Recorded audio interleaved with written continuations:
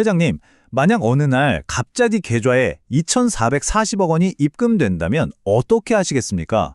이건요, 절대로 행운이 아닙니다. 회장님의 자산을 맡고 있는 거래소의 장부가 완전히 무너져 내렸다는 최악의 신호입니다. 바로 이 숫자, 60조 원. 한 거래소에서 단 10분 만에 벌어진 시스템 오류의 총 규모입니다. 오늘 이 심층 보고를 끝까지 들으시면 회장님 포트폴리오에 숨어있던 장부 자산이라는 보이지 않는 위험이 대체 무엇인지, 그리고 그 치명적인 위험을 어떻게 새로운 투자의 기회로 바꿀 수 있는지, 그 모든 것을 정확하게 알게 되실 겁니다. 시간 아껴드리는 주식비서론입니다.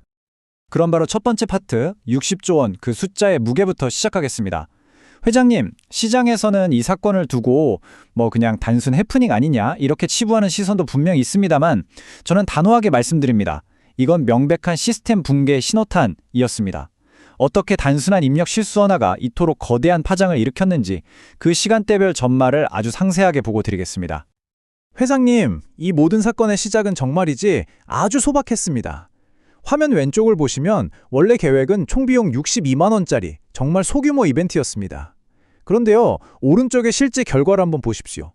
순식간에 60조 원짜리 대형 금융사고로 번졌습니다. 원인은 딱 하나였습니다. 직원 한 명이 지급 단위를 원이 아니라 비트코인, 즉 BTC로 잘못 입력했기 때문입니다. 그러니까 고객 한 명에게 2,000원을 줘야 하는데 2,000 비트코인을 지급해버린 거죠. 숫자가 많아서 복잡해 보이실 수 있는데 회장님께서는 딱 한 가지, 이 시스템에 얼마나 큰 구멍이 있었는지만 기억하시면 됩니다. 자, 자료를 한번 자세히 뜯어보겠습니다. 이벤트 참여자는 총 695명이었고 이 중에서 오류 지급을 받은 사람은 249명입니다.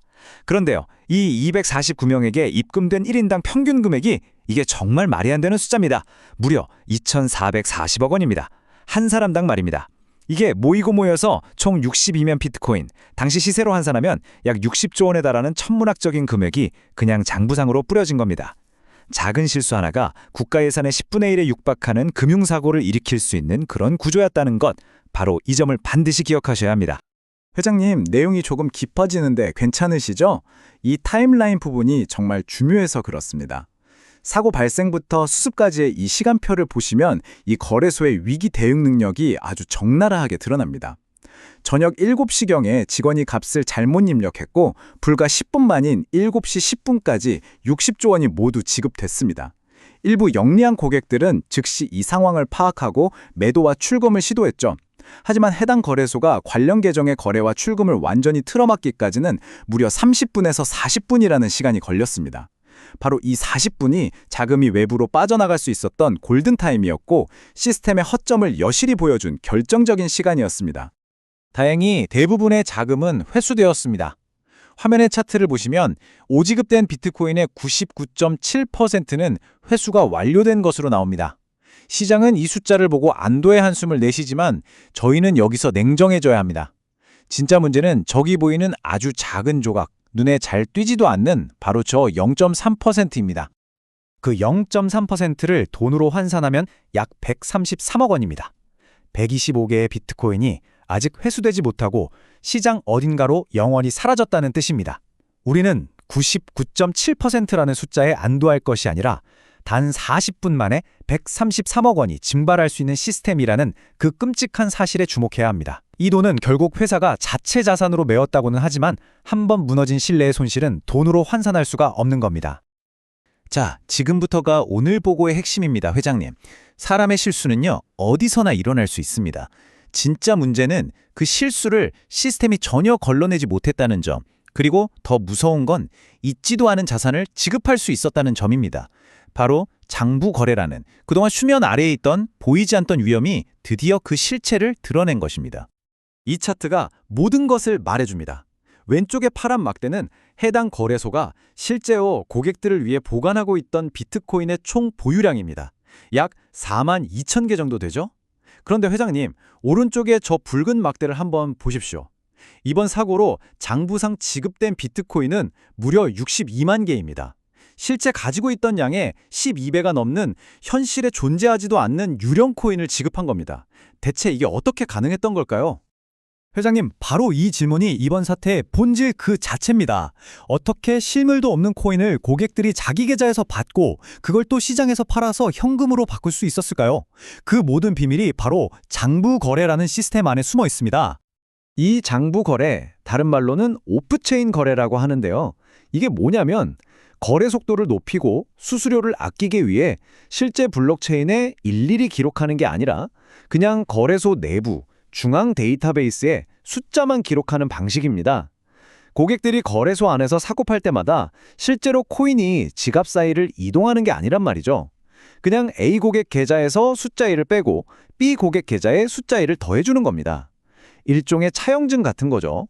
속도는 빠르겠지만 실제 자산과 장부상 숫자가 일치하는지 외부에서는 전혀 검증할 수 없는 그야말로 깜깜이 회계 시스템이나 마찬가지입니다. 이번 사고는 바로 이 시스템의 치명적인 약점을 그대로 노출시킨 겁니다. 자, 여기서 화면을 잠깐 멈추고 이 부분을 주목해 주십시오. 시스템의 구조적 허점은 크게 이 세 가지로 압축됩니다. 첫째, 실제 지갑에 보관된 코인 보유량과 연동된 한도라는 게 아예 없었습니다. 이건 뭐 금고에 돈이 얼마 있는지도 확인 안 하고 수표를 무한정 발행할 수 있었던 거나 마찬가지입니다. 둘째, 단위와 규모에 대한 검증 노직이 부재했습니다. 2,000원짜리 이벤트에 60조 원 규모인 2,000 비트코인을 입력해도 시스템은 이걸 오류라고 전혀 인지하지 못했습니다. 마지막으로 이런 대규모 지급에 대한 다중결제 프로세스가 사실상 없었습니다. 이 세 가지 구멍이 맞물리면서 단 한 명의 실수가 곧바로 시스템 전체의 재앙으로 이어진 것입니다. 자, 여기까지 정리하면 핵심은 이겁니다. 사람의 실수가 그 어떤 시스템 검증도 없이 고객 잔고에 즉시 반영되는 구조, 이것이야말로 투자자 입장에서 상상할 수 있는 가장 큰 위험 신호입니다. 왜냐하면 이건 회장님의 소중한 자산과 재앙 사이에 아무런 안전망이 없었다는 뜻이기 때문입니다. 하지만 회장님, 위기는 곧 기회입니다. 이 사건은 절대로 한 거래소의 실패로 끝나지 않을 겁니다. 이제 시장 전체를 뒤바꿀 강력한 규제의 칼날을 예고하고 있으며 바로 이 지점에서 우리에게 새로운 투자의 기회가 열릴 것입니다. 이번 사태를 기점으로 시장의 패러다임이 완전히 바뀔 겁니다. 지금까지는 사실상 거래소의 자율 규제, 그러니까 고양이에게 생선을 맡기는 격이었죠. 이 영역이 앞으로는 강제적 의무의 영역으로 넘어올 것입니다. 특히 고객 자산을 제대로 보관하고 있는지 증명하는 지급준비율 증명, 즉 POR이 의무화되고 이번에 구멍이 뻥 뚫렸던 내부 통제 기준이 대폭 상향될 것이 확실시됩니다. 구체적으로 예상되는 규제 변화는 다음과 같습니다. 첫째, POR 의무화로 거래소의 투명성이 비약적으로 강화될 것입니다. 둘째, 장부상 숫자와 실제 블록체인 기록을 대조하는 정합성 검증으로 이번 사태 같은 유령 코인 발행을 원천적으로 차단할 것입니다. 셋째, 다중승인과 같은 내부 통제 기준이 거의 은행 수준으로 올라갈 겁니다. 그리고 마지막으로 사업자의 과실이 없더라도 투자자 피해가 발생하면 책임을 지는 무과실 책임 원칙이 도입되어서 투자자 보호가 한층 더 강화될 것입니다. 이 모든 변화는 이번 사태가 드러낸 약점들을 정확하게 겨냥하고 있습니다. 회장님, 물론 규제 강화가 무조건적인 호재는 아닙니다. 좋은 말만 하는 건 간신입니다. 저희는 여기서 발생할 수 있는 최악의 시나리오, 즉 베어 케이스를 반드시 점검하고 넘어가야 합니다. 만약 경쟁거래소가 우리는 매일 실시간으로 지급 준비율을 투명하게 증명합니다 라는 대대적인 캠페인을 시작한다면 어떻게 될까요? 불안감을 느낀 고객들의 자금이 대거 이탈할 수 있습니다. 이게 첫 번째 리스크입니다. 또 새로운 규제를 맞추기 위한 컴플라이언스 비용이 급증하면서 자금력이 약한 중소형 거래소들의 수익성이 악화되고 결국 시장에서 퇴출될 수도 있습니다. 그리고 아직 회수되지 않은 저 133억 원을 둘러싼 법적 분쟁이 길어지면서 기업 이미지가 계속해서 실추될 위험도 여전히 남아 있습니다. 이걸 뒤집어서 생각하면 정말 소름 돋는 결과가 나옵니다. 방금 제가 말씀드린 이 리스크들이 역설적으로 돈의 흐름을 알려주는 이정표가 되기 때문입니다.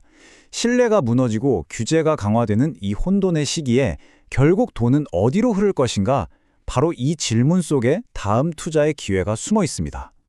돈은 결국 신뢰를 파는 기업으로 흐를 겁니다. 첫째, 거래소들의 디지털 자산을 안전하게 대신 보관해주는 커스터디 및 보안 솔루션 기업들. 둘째, 강화된 규제를 기술적으로 해결해주는 레그테크 기업들. 셋째, POR 감사를 전문적으로 수행하는 블록체인 회계 및 감사 기업들.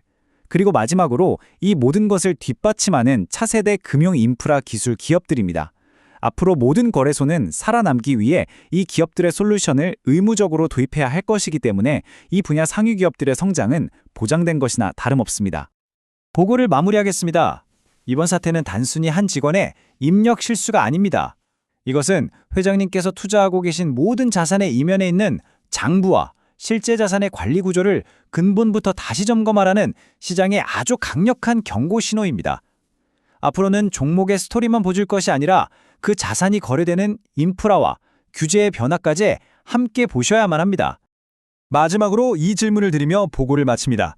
지금 회장님의 포트폴리오에 담긴 그 자산은 과연 실물입니까? 아니면 그저 누군가의 장부에 기록된 숫자에 불과합니까?